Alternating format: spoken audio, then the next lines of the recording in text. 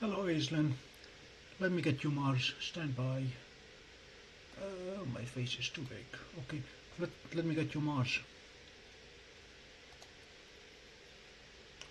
We're going to stop tracking the moon. And we're going to move the moon out of the way. So Mars will show up in the corner. There's Mars. Nothing to write home about, but there is Mars. And that's the moon overexposed in the clouds. Uh-oh, we forgot that we were recording. Okay, we'll stop recording.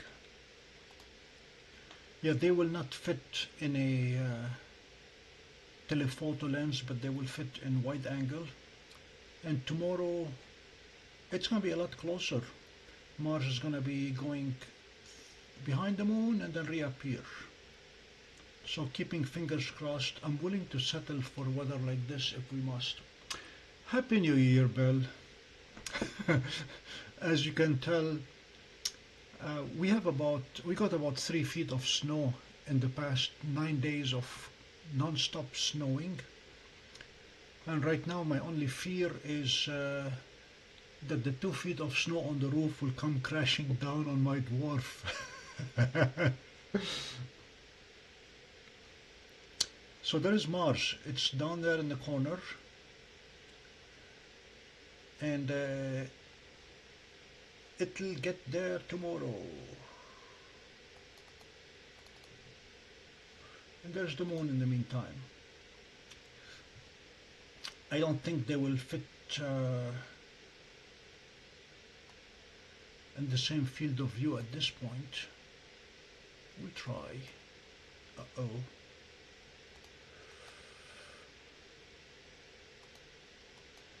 I'm going to have to increase exposure dramatically. Let's see if we can get Mars in here.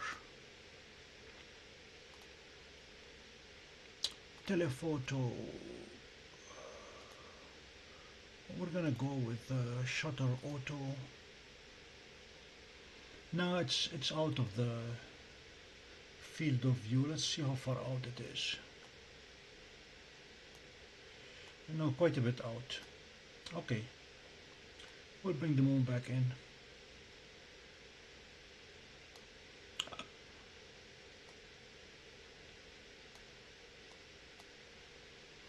And we will go to track.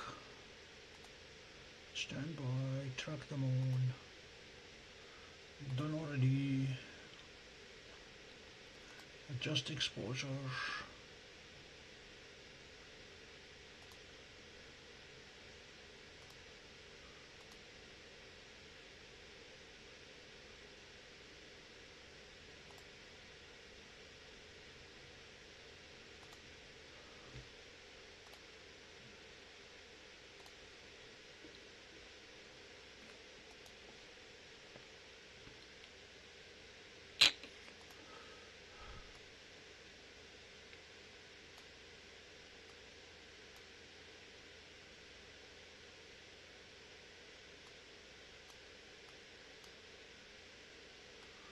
Alright, we have to get out and get back in.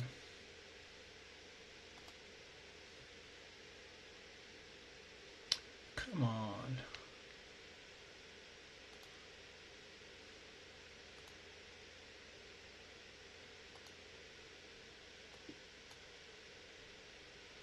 There we go.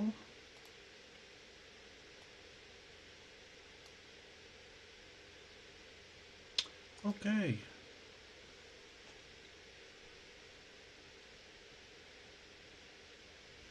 Hello, James. Pico, good to see you. Hi, Jeannie. How are you doing? Are you guys in the clear yet, or still in danger of evacuation?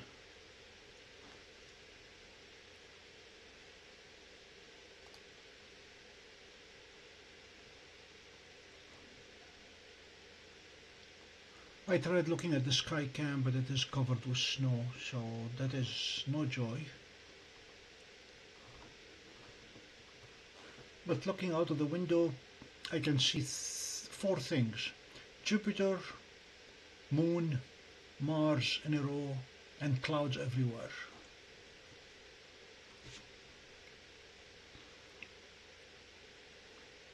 And keeping my fingers crossed that tomorrow I will have multiple telescopes on Mars and Moon. I spent much of today shoveling snow to try to get to the dome. Not there yet. And I'd like to have the big scope out on Jupiter, sorry, on Mars. Haven't looked at Mars with a big scope yet this year. We expect to have opposition within the next 2 days. So I'd like to take some images of Mars. Bill, I checked this morning with the Oswego folks on the radio telescope and it has not arrived yet. They do not have an ETA. I will be there on Tuesday and will try to get more information.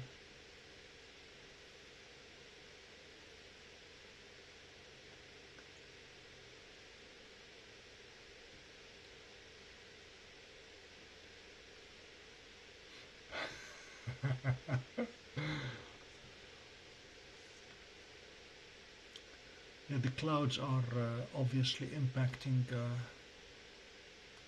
exposure here.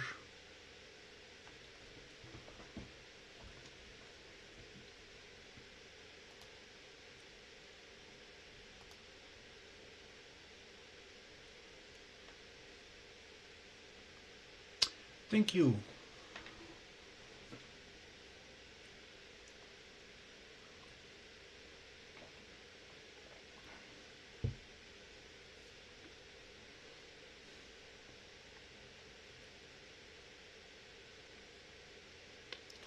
So other than the excitement of Mars and the Moon, as soon as the Moon gets out of the way enough, I'm eager to get back to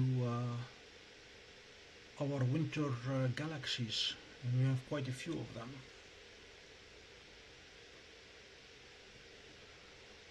Good evening, Rochester.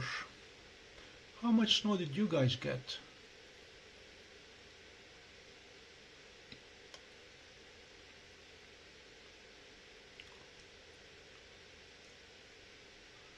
Hello, MBYT, MBYC.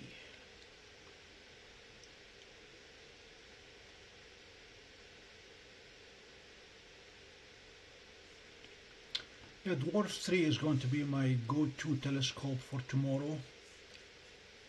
Given the field of view, we should be able to have both Mars and the Moon within the field of view.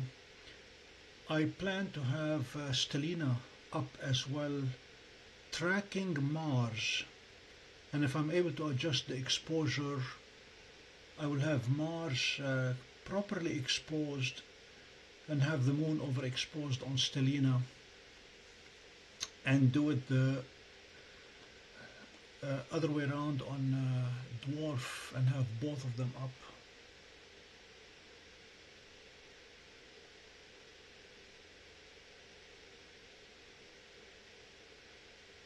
Well, congratulations.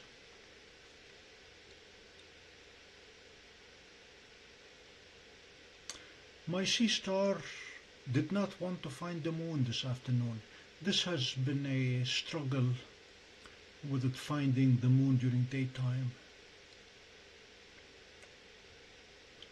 Nighttime, I usually send Seestar to Polaris, and from there, it's easy sailing the rest of the night.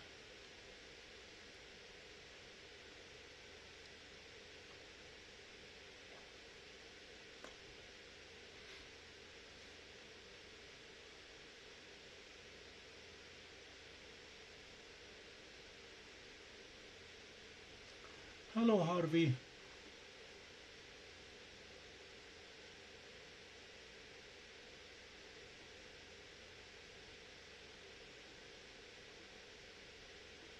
I know that the probes to Mars had cameras on them, obviously.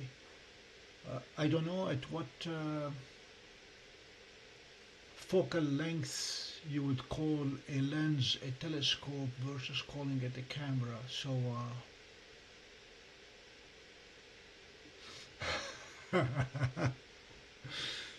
Jeannie, you have done excellent with your videos of hawks, and thanks to you I learned what an EOS was.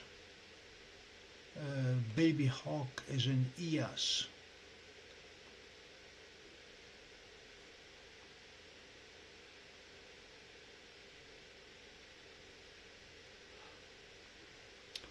Pico, my rule of thumb with the Seestar is the very first target of the night is Polaris. It helps resolve its dyslexic nature of mixing up north with south. For some reason, it always picks the wrong one as being north and south, and doesn't matter which way I mount it, aiming north or south, it'll always go looking for Polaris to the south, not find it, go to the north, find it, and then we're good the rest of the night. It'll find the moon. It'll even find the sun at night. Haha.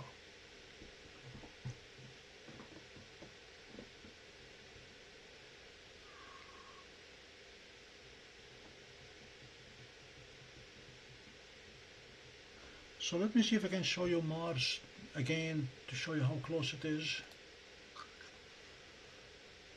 We're going to stop tracking. I'm going to move the moon out of the way.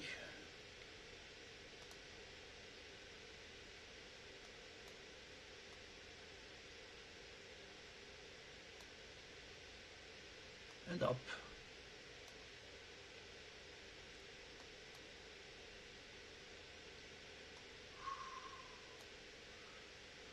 Mars should be somewhere near the center of the image, somewhere behind the clouds. And if I increase the moon's exposure dramatically, as in going live, auto expose. No.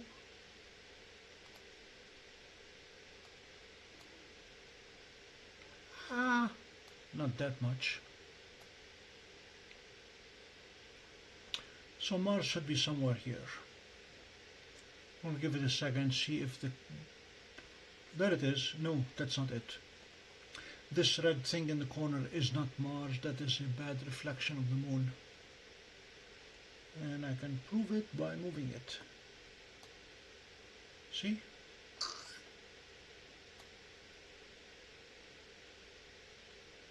Mars should be right around here.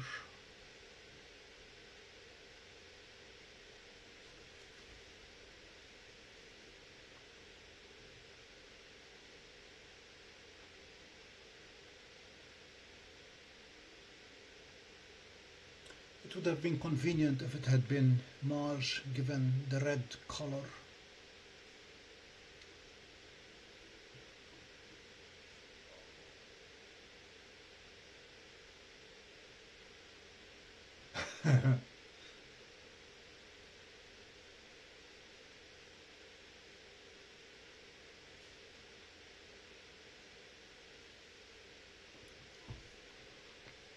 Jeannie, thank you for sending those videos. They got quite a few hits.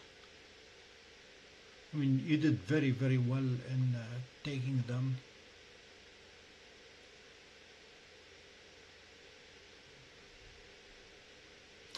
We are breaking through the clouds. I just want to see Mars again, make sure it's still there.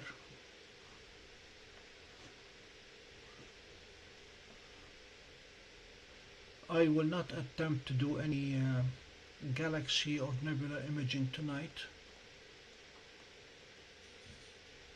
I'll let you guess why.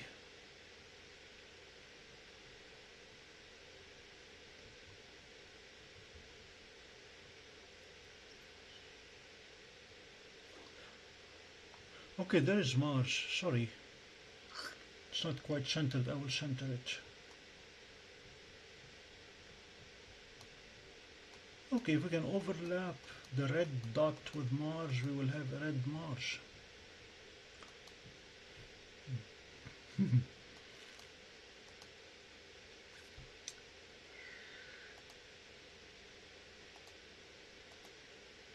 Okay, and there is Mars. It is right behind the red dot.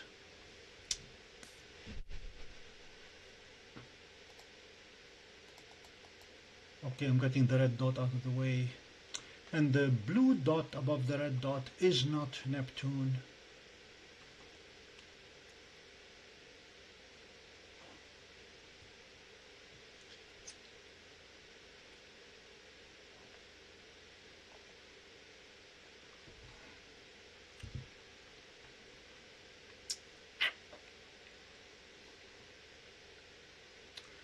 So there is Mars, and by this time tomorrow Mars should be just a few degrees away from the moon, and by 9:30 it will slip behind the moon and show up again around 10:30. It will be spending about an hour behind the moon.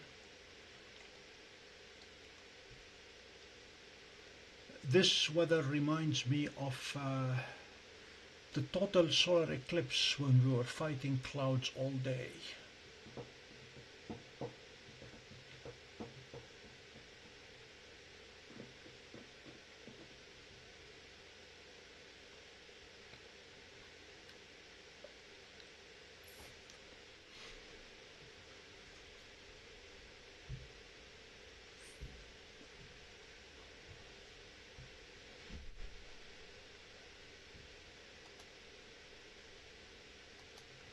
So we're going to cheat and put the red dot on top of Mars, so people think it's Mars. Never mind. And see, these are all the reflections of the moon. There is one right above it.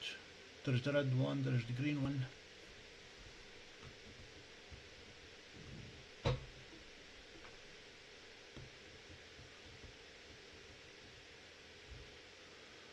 So tomorrow's project is to literally dust off the dome. I discovered that my leaf blower serves a very useful purpose in winter. It has been so cold here that snow is very lightweight, and I've been blowing it with the leaf blower.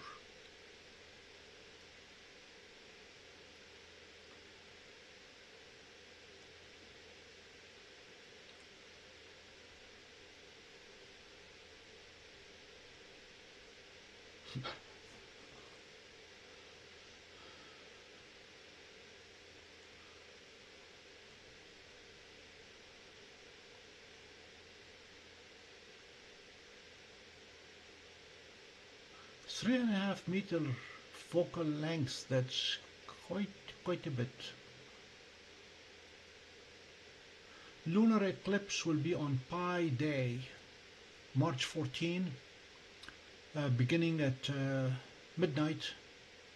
So actually it starts at 11:59 of March 13, and then midnight between March 13 and March 14 till the morning of March 14. It will be a total lunar eclipse.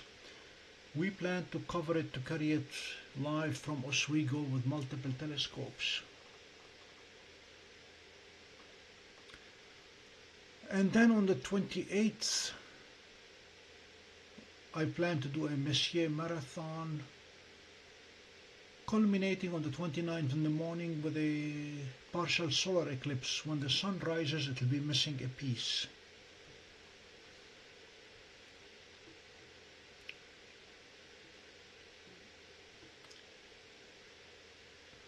If you guys look for Highland Forest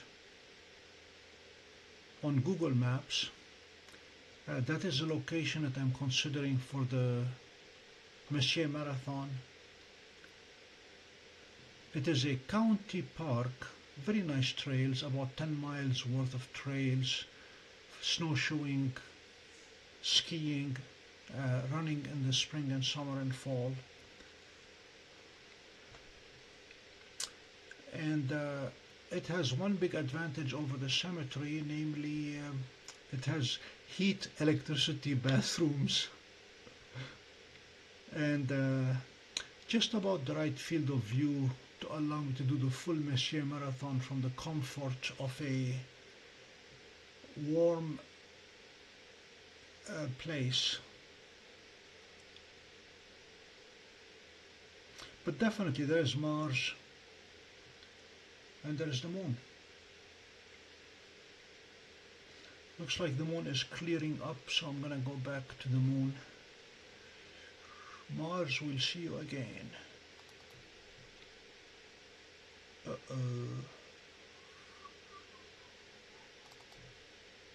There we go. Slightly overexposed moon.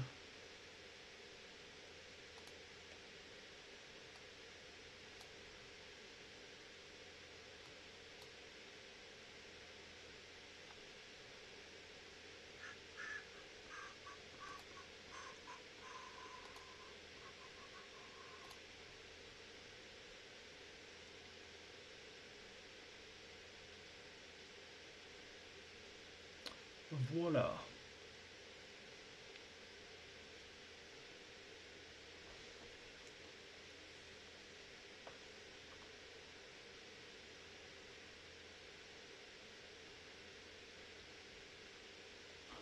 Thanks for that tip, Bill. February 28th.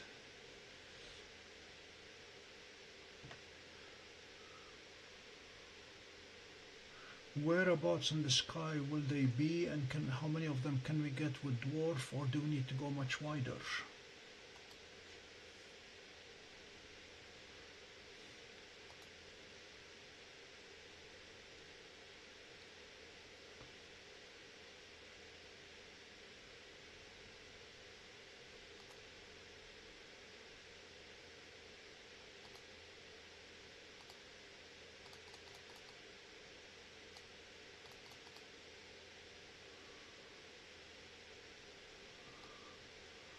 Okay, February 28th.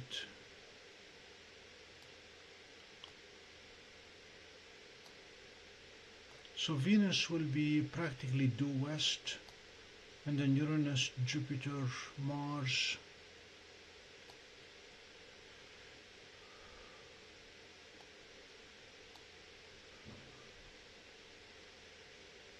What is Saturn?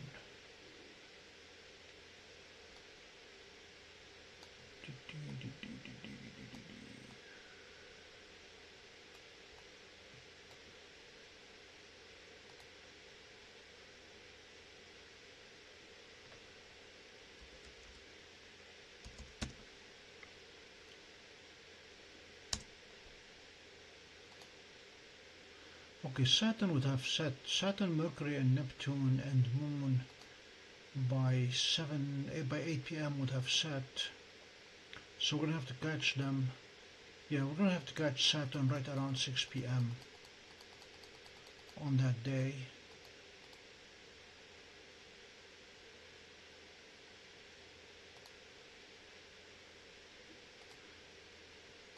They'll all be along the ecliptic, obviously.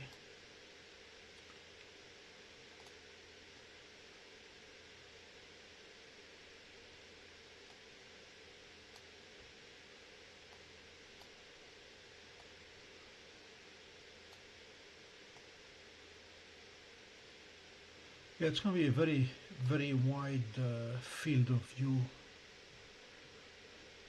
The sky cam will do justice.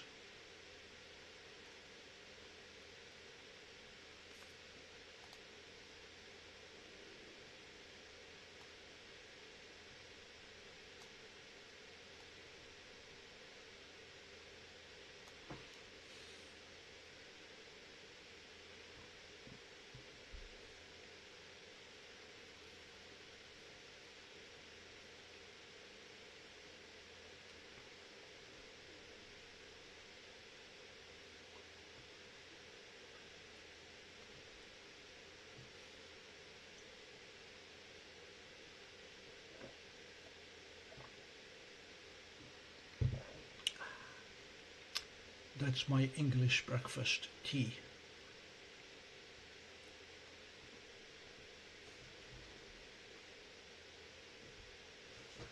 Looks like we're getting a break in the clouds.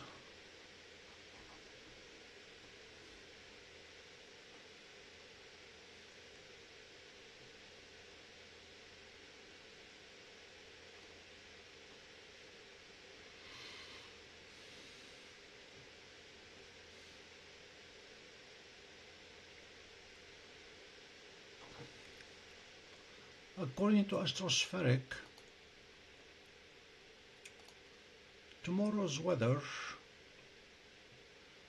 is going to give us clear skies midday, and then in the afternoon, and then in the critical hour from 9 to 11 we're looking at 70% cloud cover.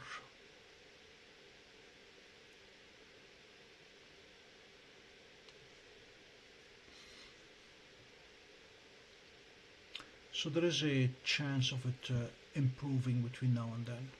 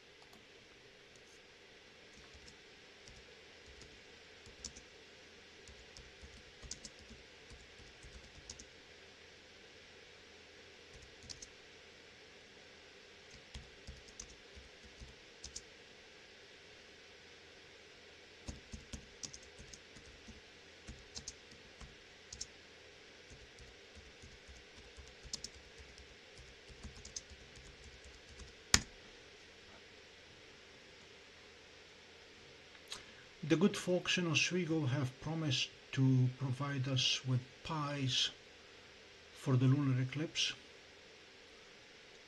and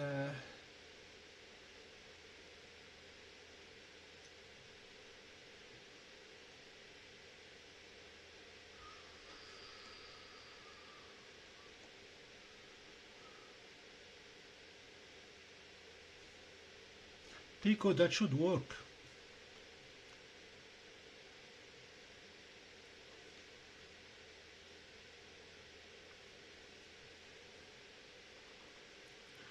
Bill, I don't know if you heard of the great Mid-Orion fire sale or auction that took place last week from 6 to 9 January. They had everything Mead that was left in the factory being auctioned off, and then abruptly they terminated the auction because a buyer came forth and negotiated buying the entire inventory in an effort to buy the name as well and start moving forward with the name Mead and Orion and start rebuilding and reproducing and selling. So we don't know what that's going to happen or not.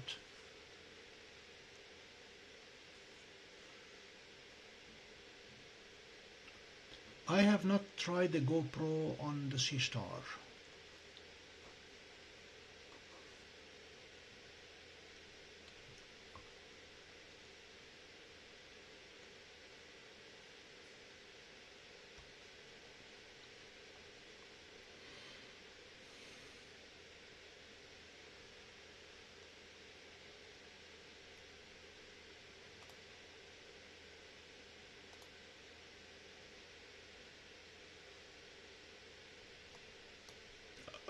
Come back.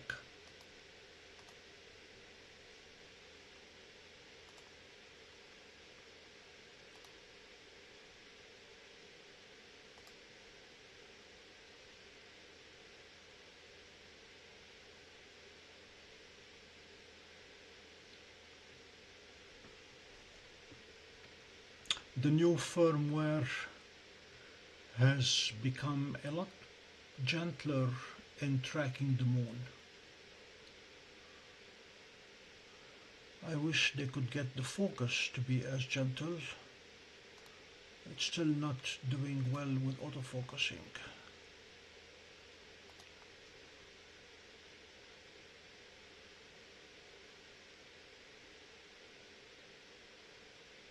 Alright, that's slightly better.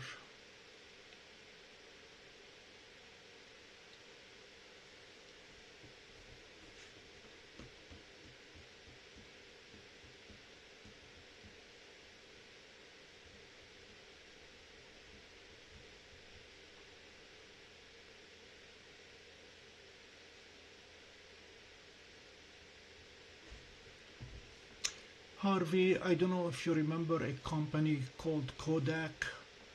They used to make wet film cameras out of Rochester, New York.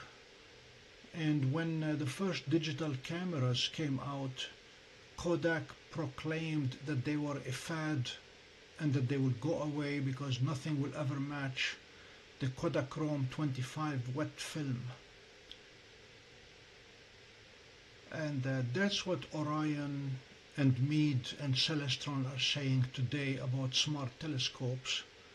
They are insisting that people will always want to be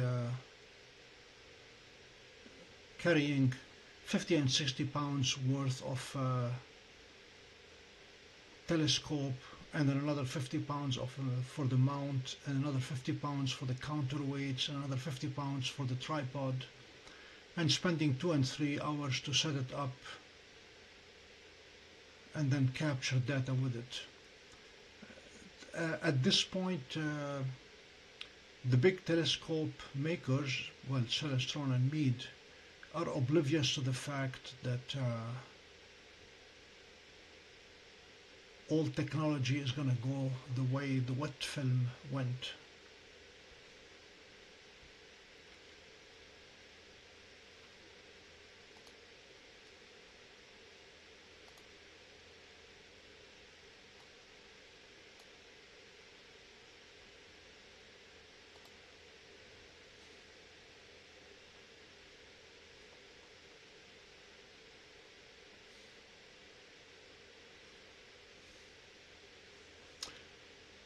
In 2021, I was reading an article written by a NASA engineer, and he wrote the article about Stellina, and said that he spent his entire career with NASA designing and building observatories. And he said every piece of hardware and every piece of software that he was ever involved with had been squeezed into that 24-pound telescope named Stellina. And he listed all the technologies involved with it. Everything from the center derotator to the dew heater internal, to the hygrometer, even to the rain detector that will shut down the telescope automatically. He talked about the autofocus, talked about plate solving to find targets, and talked about automatic stacking and automatic stretching. That was my trigger to buy Stellina and to move away from, well, I did not move away, but I had been enjoying for many years my 8-inch Celestron Edge HD.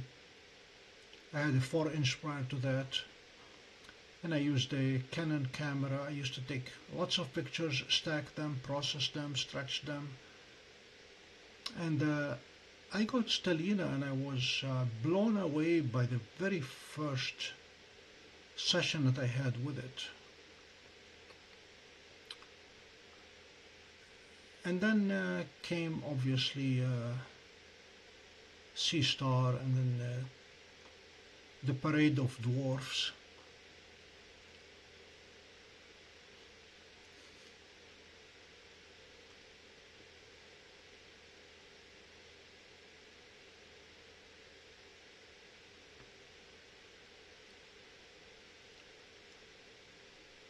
Pico, I can rotate the moon if you want me to, that's easy.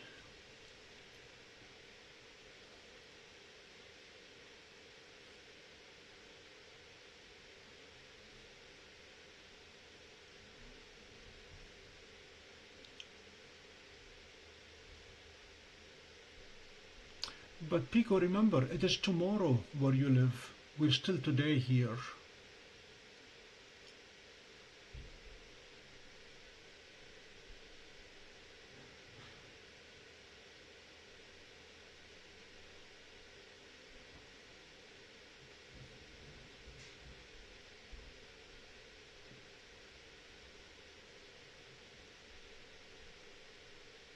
By the way,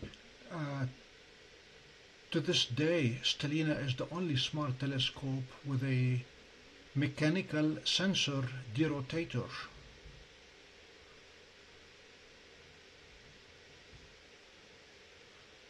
Which has proven to be interesting because you never know what orientation it is when you start imaging a target. I'm putting Seestar and Stellina side by side. They are never, the images are never aligned orientation wise.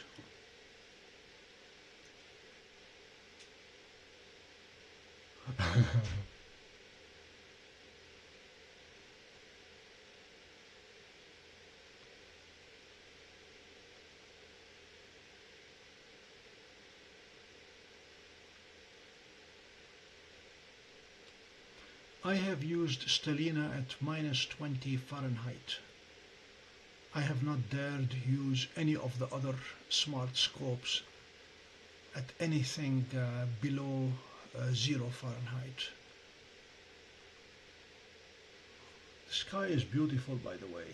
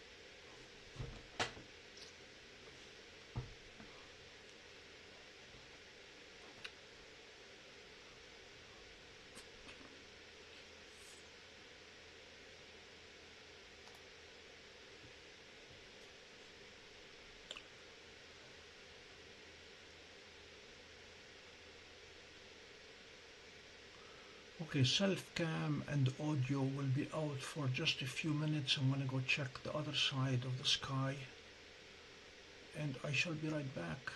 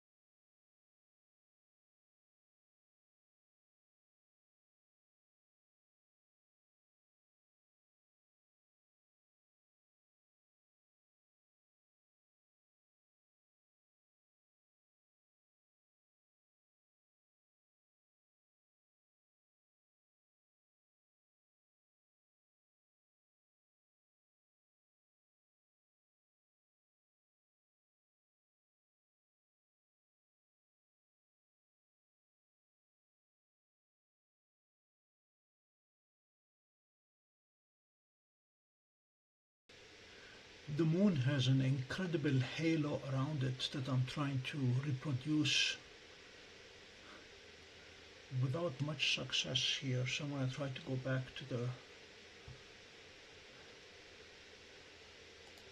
telephoto and see if we can play with the exposure there.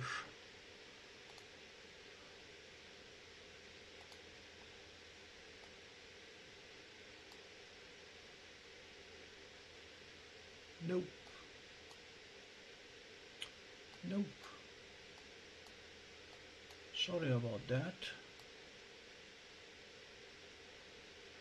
Okay.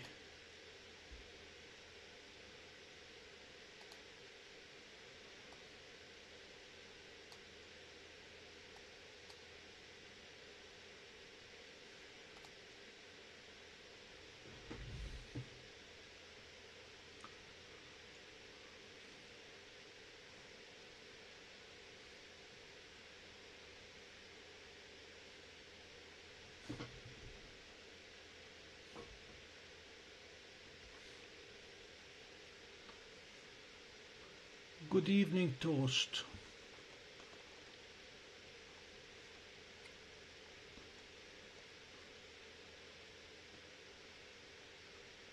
And for those who have joined us recently, let's see if we can show you where Mars is right now.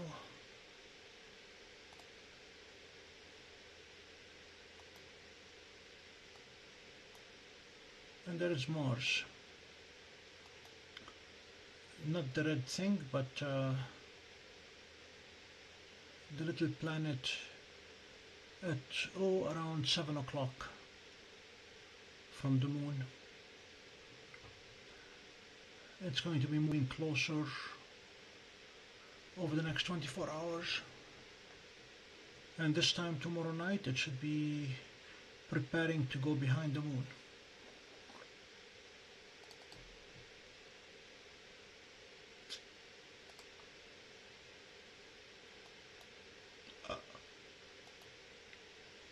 Come on.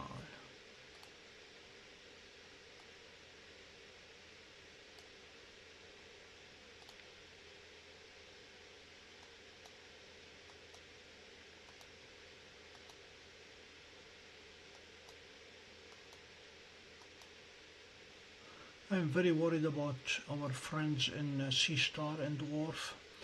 They have gone 3 days without pushing a new firmware upgrade.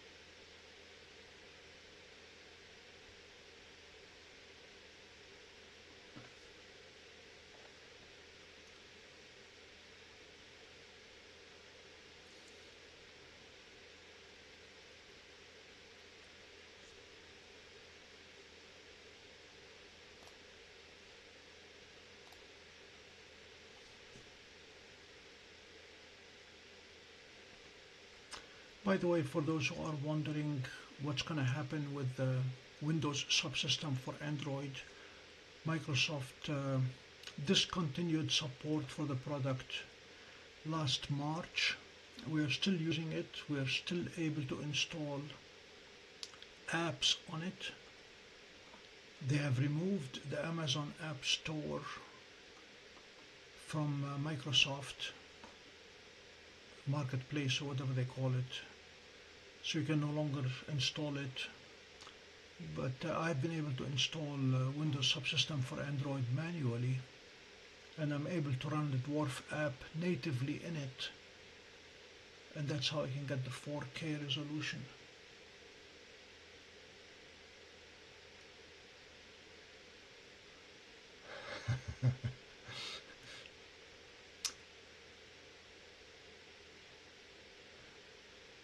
Genie, firmware updates and software updates are usually new features being added and bugs that were introduced with the previous set of new features are being fixed. And very commonly when they add new features, they add new bugs with them. And every firmware update, for every bug that it fixes, it introduces typically 2 or 3 new bugs.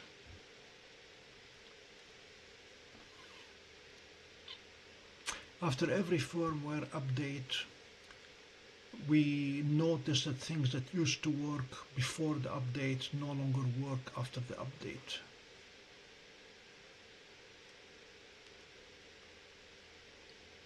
And they always introduce new things that we did not want.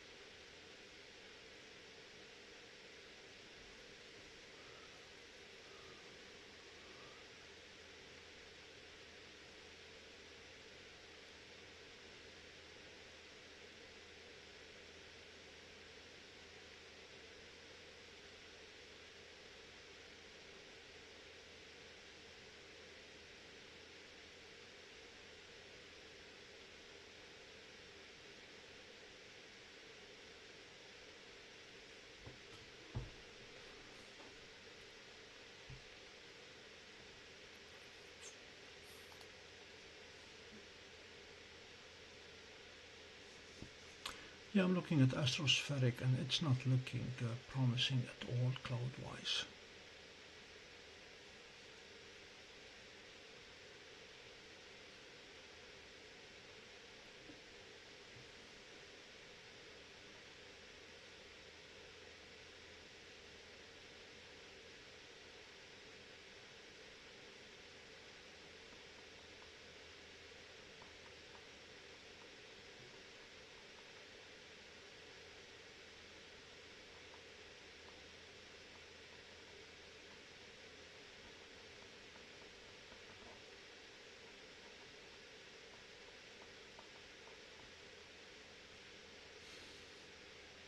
You're welcome, Jeannie.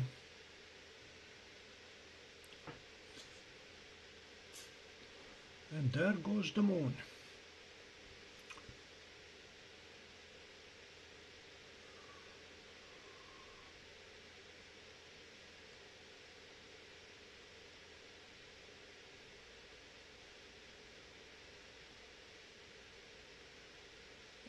In Tom Hanks's famous words, "Gentlemen, we just lost the moon."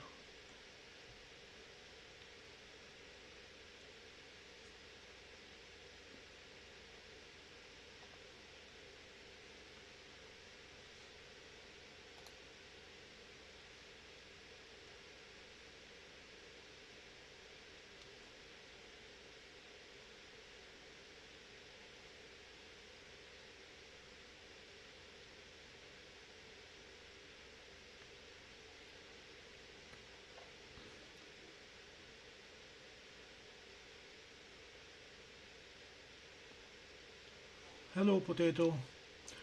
Welcome to our space world. Pico, I have done both.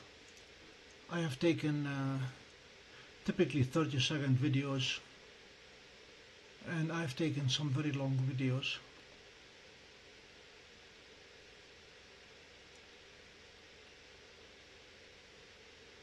If it is a matter of stacking moon images or solar imagery, sunspots, I am happy with the job that Seestar does on its own, so I do not do any additional stacking outside.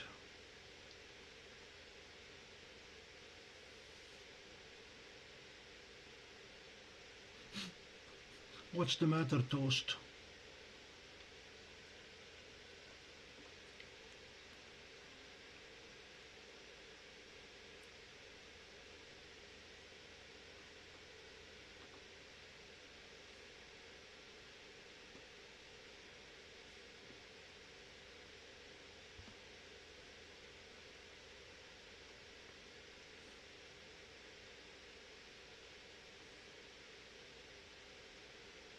there comes the halo around the moon again. Yep, this is exactly the way I see it outside my window. This is beautiful. I don't know if it's going to let me take a wide angle video.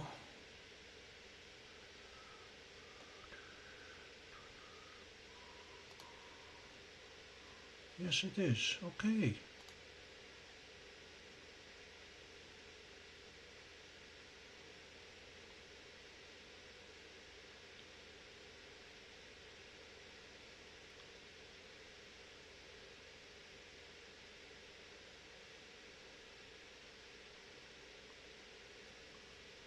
I hope you can see the halo.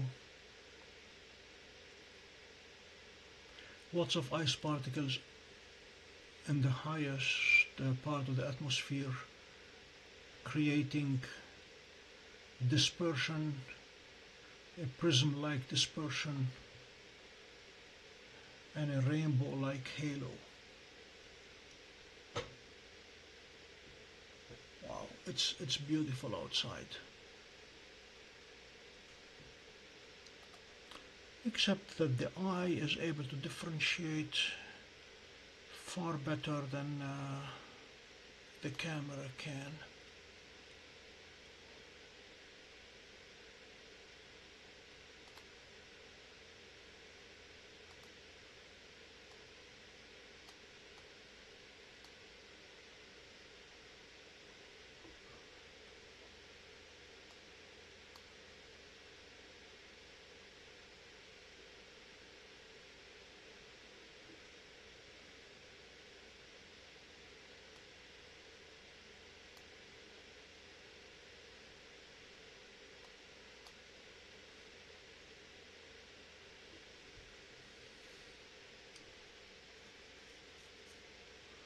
And the good news is we may be getting a piece of clear sky momentarily.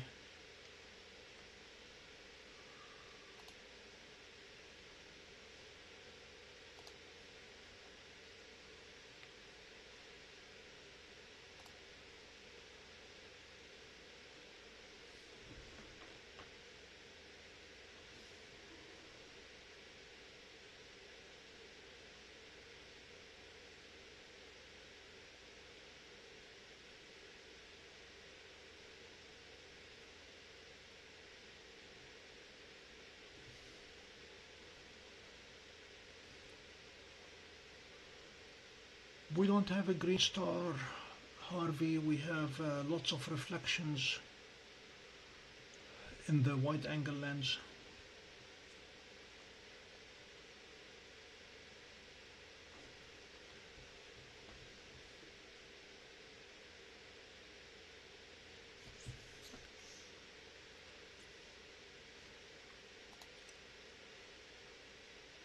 Yeah, that is a reflection within the optical system of the telescope.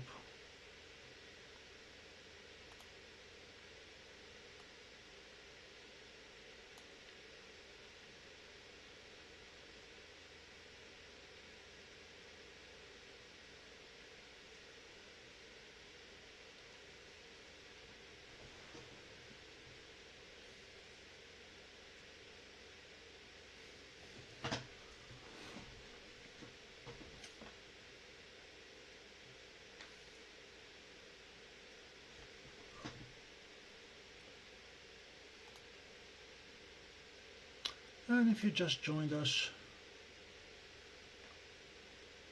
or if you did not, I can show you Mars one more time. There is Mars.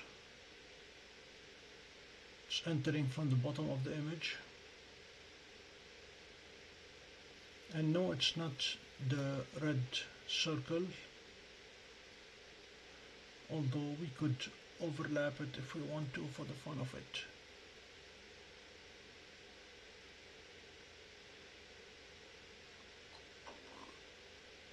Okay, there's Mars.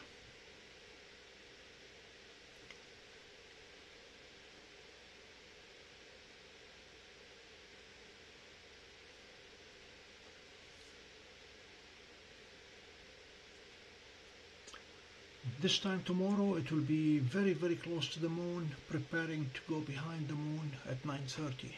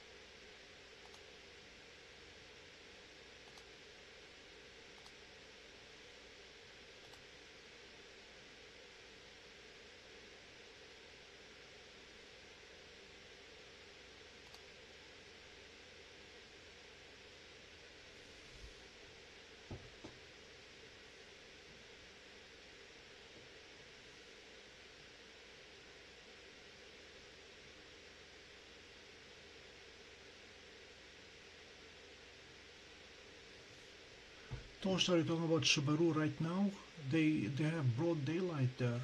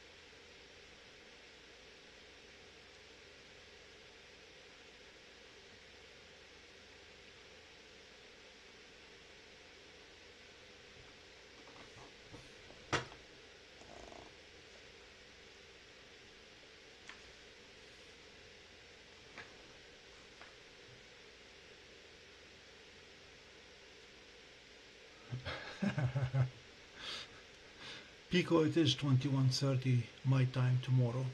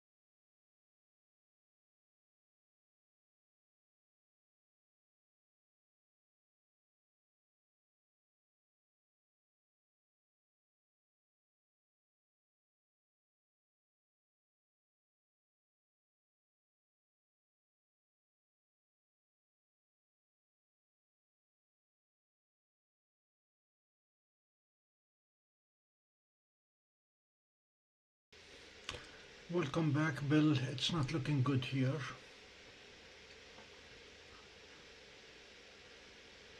Clouds are moving in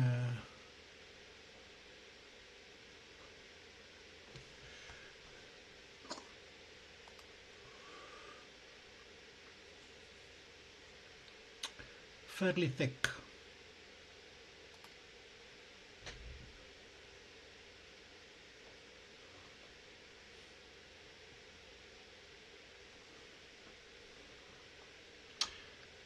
Tomorrow evening I will be going live regardless of the cloud situation. I'm keeping my fingers crossed that we'll be able to see Mars very close to the moon and then slip behind the moon and then wait for it to reappear.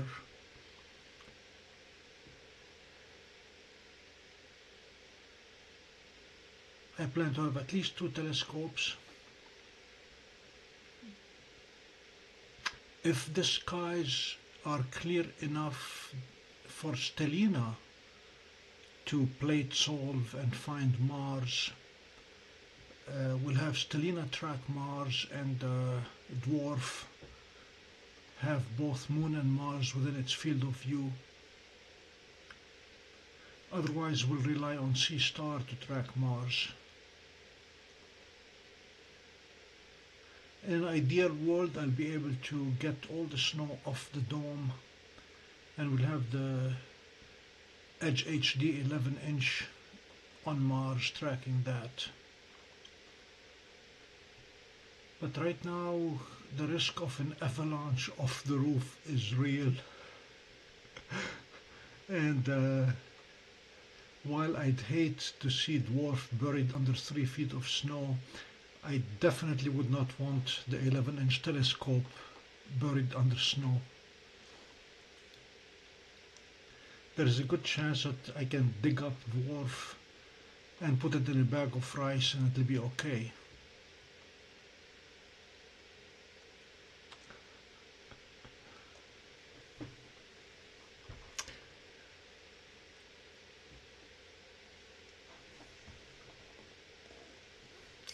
So ladies and gentlemen, at this point I will wish you a good night. I'm gonna go bring DWARF in and hope to catch you all tomorrow.